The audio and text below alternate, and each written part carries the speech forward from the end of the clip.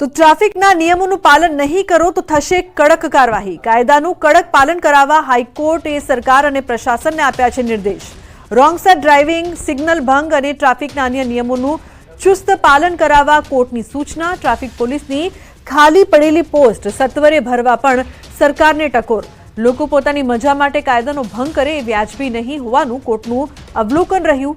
શહેરી વિકાસ યોગ્ય પ્લાનિંગ સાથે થાય તે માટે યોગ્ય કાર્યવાહી જરૂરી છે। कोर्ट मित्रे पण पोताना सूचनो कोर्ट में रजू कर्या। हाईकोर्ट द्वारा ट्राफिक पोलीस ने ई चलन शुरू करवा निर्देश। अमने हजू पण हेल्मेट मुद्दे कोई जागरूकता जोवा नथी मळी रही। दिल्ली अने देहरादून में कोई पण व्यक्ति हेल्मेट विना जोवा नथी मळतुं।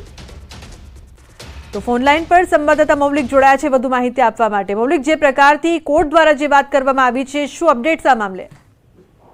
ट्राफिक समस्या अंगे जे हाईकोर्ट में आज सुनावणी हाथ धरवामां आवी हती તેમાં ટ્રાફિક જે છે તેના દ્વારા જે પ્રકારની કામગીરી થઈ ગઈ છે તેનાથી હાઈકોર્ટ જે છે તે સંતોષ નથી માનતી, પરંતુ ક્યાંક ને ક્યાંક હવે પછી આગામી જેના જે નિર્દેશ કરવામાં આવ્યા છે તે બાદ ટ્રાફિક નિયમોનું કડકપણે પાલન થાય તે પ્રકારની કાર્યવાહી કરવાની રહેશે તેવા નિર્દેશ જે છે તે હાઈકોર્ટ દ્વારા કરવામાં આવ્યા હતા।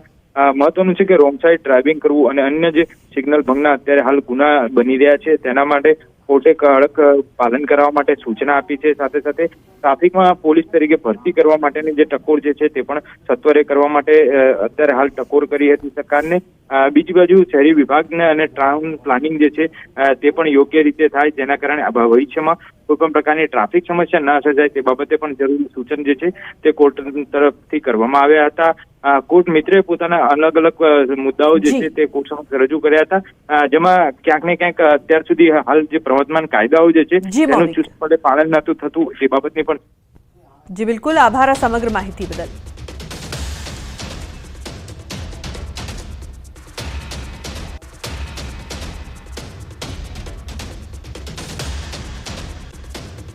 समाचार पंचमहालथी વધુ એક સરકારી બાબુ લાંચ લેતા ઝડપાયો છે। ગોધરા સિટી સર્વે સુપ્રિન્ટેન્ડન્ટ લાંચ લેતા ઝડપાયા છે। 8,000ની લાંચ લેતા ઝડપાયો બીસી માલીવાડ। મહીસાગર એસીબીએ બીસી માલીવાડને રંગે હાથ ઝડપ્યો છે। અરજદાર પાસે નોંધ કરવા માટે માંગી હતી લાંચ। તાજેતરમાં જ સિટી સર્વે કચેરી આવી હતી ચર્ચામાં।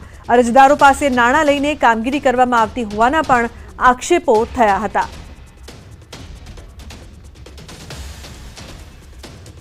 તો મહત્વનું છે કે એસીબીની છટકું વધુ એક સરકારી બાબુ સકંજામાં। 8,000ની લાંચ લેતા ઝડપાયો।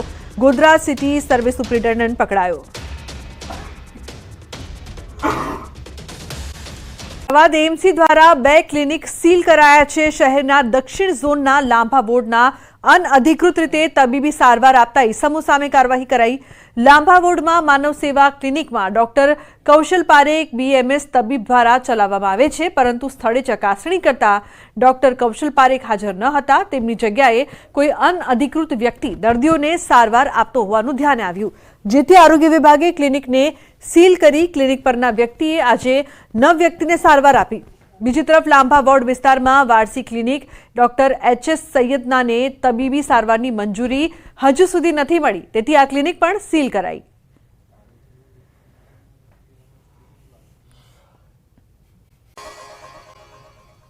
તો રાજકોટમાં જન્માષ્ટમીના લોકમેળામાં એસઓપીના પાલનને લઈને વહીવટીતંત્ર હજુ પણ દ્વિધામાં છે। લોકમેળાને લઈને તંત્ર આંખ આડા કાન કરી રહ્યું છે। અગ્નિકાંડ દુર્ઘટના પરથી પણ તંત્રે કોઈ શીખ ન લીધી હોય તેવું લાગી રહ્યું છે। ન્યૂઝ 18ની ટીમે લોકમેળાના ગ્રાઉન્ડ પર પહોંચીને તપાસ કરતા લોકોની સુરક્ષાને લઈને સવાલો ઉઠ્યા છે, કારણ કે સંચાલકોએ લાકડાના ટેકા પર જ રાઇડ્સ ઊભી કરી દીધી છે। આરસીસીના બદલે લાકડાના ટેકા પર રાઇડ્સનું ફાઉન્ડેશન બનાવાયું છે। એવામાં તંત્રની કામગીરી સામે સવાલ ઉઠી રહ્યા છે। જિલ્લા કલેક્ટર એસઓપીના પાલનને લઈને મૌન છે। લાકડાના ટેકા પર રાઇડ્સને લઈને સવાલ કરતા કલેક્ટરે પોતે 2 દિવસ ગાંધીનગર હોવાની મેળાની વિગત ન હોવાનું કહીને જવાબ આપવાનો ઇનકાર કર્યો। જોકે અગમચેતીના ભાગરૂપે કલેક્ટરે રાજ્ય સરકારને પત્ર લખવાની વાત કરી। કલેક્ટર પ્રભવ જોશી રાજ્ય સરકાર પાસેથી એસડીઆરએફ અને એનડીઆરએફની ટીમ ફાળવવા બાબતે પત્ર લખશે। લોકમેળાના ઇતિહાસમાં પ્રથમ વખત ડિઝાસ્ટર મેનેજમેન્ટ સાથે જોડાયેલી એજન્સીના જવાનોની માંગ પણ કરવામાં આવશે।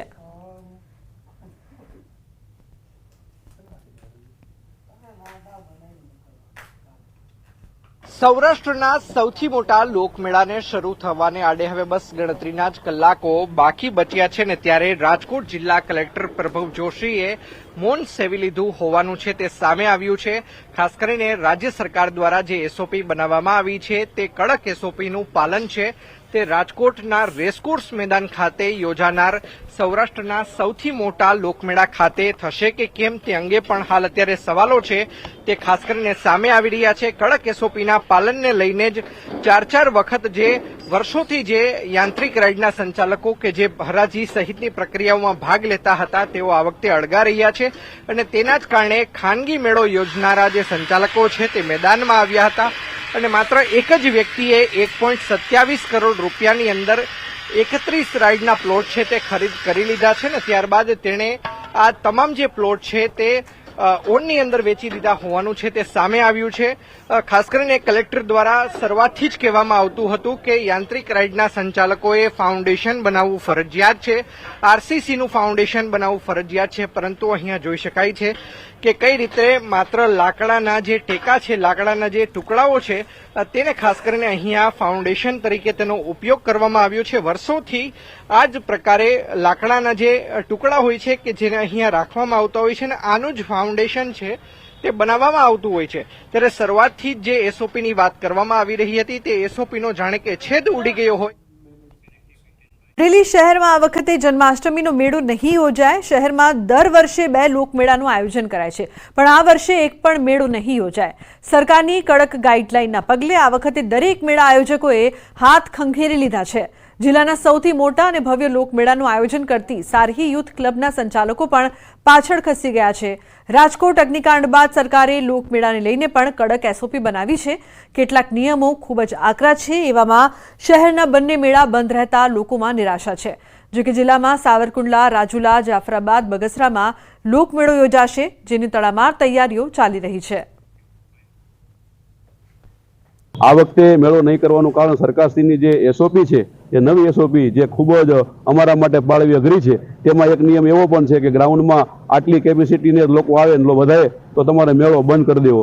એવી અનેક બીજી ફાયરની, જીબીની, ફાઉન્ડેશન ભરવા, યાંત્રિકની મંજૂરી લેવી, આ બધી કારણે અમે આ વખતે મેળો નથી કરતા. જન્માષ્ટમીનો આ તહેવાર અમરેલી શહેરના લોકો માટે મનોરંજક નહીં રહે, કારણ કે રાજકોટમાં જે ઘટના બની ત્યારબાદ સરકાર દ્વારા જે નિયમો કડક બનાવવામાં આવ્યા તેના કારણે અમરેલીની એક પણ સંસ્થા દ્વારા લોકમેળાનું આયોજન કરવામાં આવ્યું નથી. આ જે દ્રશ્યો આપ જોઈ રહ્યા છો એ કમાણી ફોરવર્ડ હાઈસ્કૂલના મેદાનના દ્રશ્યો છે. અહીં જ જન્માષ્ટમીના લોકમેળાનું ભવ્ય આયોજન થતું હતું, પરંતુ જે રીતે સરકાર દ્વારા નિયમો કડક બનાવવામાં આવ્યા તેના કારણે અમરેલીની જે તમામ સેવાકીય સ્વૈચ્છિક સંસ્થાઓ મેળાનું આયોજન કરતી હતી તેમણે હાથ ઊંચા કરી લીધા છે અને અમરેલી શહેરમાં એક પણ લોકમેળો યોજાવાનો નથી. અમરેલી જિલ્લામાં રાજુલા, જાફરાબાદ, સાવરકુંડલા અને બગસરા ખાતે મેળાની તડામાર તૈયારીઓ થઈ રહી છે, પરંતુ જાણવા એવું મળી રહ્યું છે કે હજુ સુધી આ મેળાને કોઈ મંજૂરી આપવામાં આવી નથી. આ મંજૂરીઓ કઈ રીતે આપવામાં આવે છે અને આ મેળાના આયોજનમાં એસઓપીની કઈ રીતે લાગુ કરવામાં આવે છે, કઈ રીતે જાળવણી કરવામાં આવે છે, તેના પર પણ જિલ્લાના લોકોની અને અધિકારીઓની નજર છે.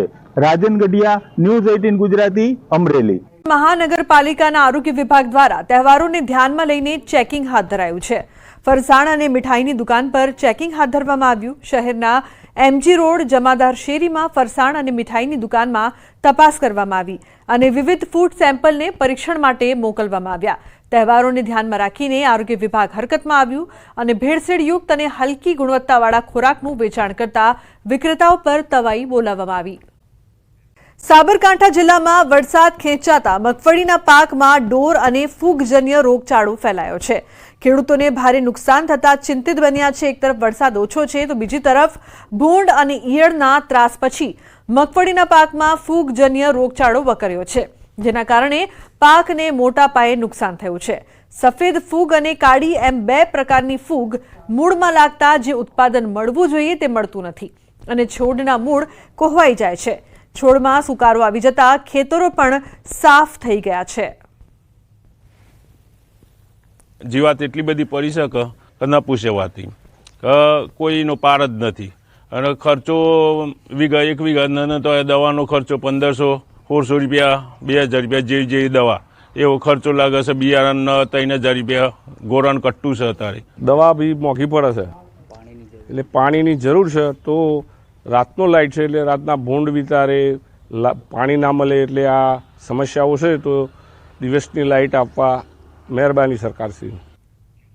તો મગફળીના 1 વીઘા પાછળ 25,000થી વધુ ખર્ચ થાય છે.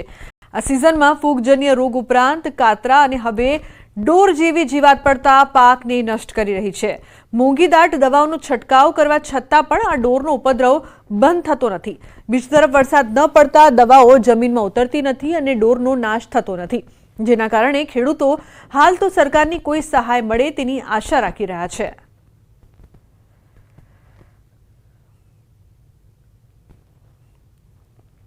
અત્યારે એ મગફળીને ખૂબ રોગ આવી ગયા છે. વરસાદ નથી. પાણી જો મગફળીને આપવું હોય તો એના માટે લાઇટ નથી સાહેબ. તો આ બધા ખર્ચાઓ કઈ રીતે વારવા? ફૂગ લાગી, ડોર લાગ્યા, ઉધઈ લાગી. દવાઓ તો અમે ગણીએ કરી બરાબર, પણ અત્યારે એટલા બધા દોડ આવ્યા છે તે એક જ દિવસની અંદર આખું ખેતર સાફ થઈ જાય.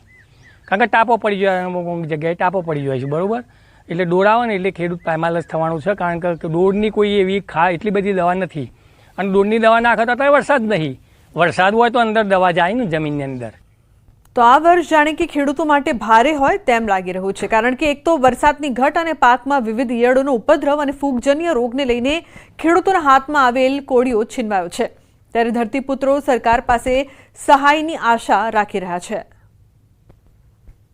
ચોમાસું વાવેતર અલગ અલગ પ્રકારનું કરવામાં આવતું હતું. મગફળી હોય, કપાસ હોય કે અન્ય પાક હોય. પરંતુ અત્યારે હાલ જે મગફળીની વાત કરીએ તો મગફળીના પાકમાં દિવસે ને દિવસે અલગ પ્રકારના રોગચાળો વખરતો હોય છે. અત્યારે હાલ જોવા જઈએ તો જે ડોર નામની જીવાત જે મગફળીના મૂળિયા કાપી નાખતી હોય છે, તો આ ઉપરાંત અલગ અલગ પ્રકારની ફૂગ પણ લાગતી હોય છે. કાળી ફૂગ, સફેદ ફૂગ એ પ્રકારની ફૂગ પણ લાગતી હોય છે, જેના કારણે જે ખેડૂતોનો પાક છે, મહામૂલ્ય પાક, હાથમાં આવેલો કોળીઓ પણ છીનવાઈ જાય તેવી પરિસ્થિતિ હાલ તો ઊભી થઈ છે.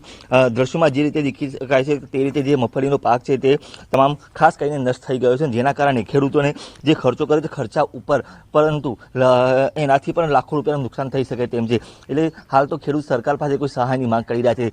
જલ્દીમાં સરકાર કોઈ સહાય આપે અને જે વળતર મળે તો પણ તેમને જે હાથમાં આવેલો કોળીઓ છીનવાય નહીં અને થોડી મદદ થઈ શકે તેવી પણ માંગ છે. તો સાથે જે રાતની લાઇટ છે એ પણ લાઇટ દિવસે કરવામાં આવે તો ખેડૂતોને ચોક્કસપણે ફાયદો થઈ શકે તેમ છે.